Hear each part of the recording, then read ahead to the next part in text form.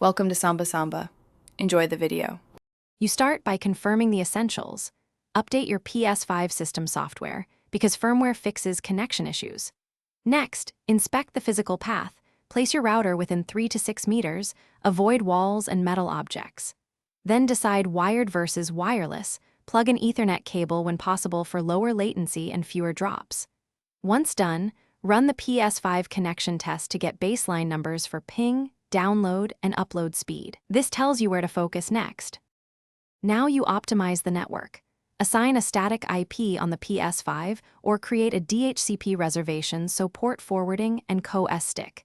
This prevents IP changes that break rules. Then enable quality of service on your router and prioritize the Ps5 to reduce lag during peak usage. If using Wi-Fi, switch to 5 GHz for better throughput and less interference. Finally, forward the PlayStation ports and confirm NAT type is Type 2. That improves matchmaking and voice chat reliability. Finish by validating. Run several speed and ping tests at different times to compare with your ISP plan.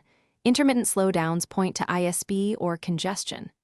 Restart your modem, router, and Ps5 to clear transient glitches and test with a wired connection to isolate Wi-Fi problems. If problems persist, swap the Ethernet cable, update router firmware, and reset router settings. If nothing helps, contact your ISP with your test logs. Persistent packet loss or Thanks for watching. Consider subscribing if we helped you.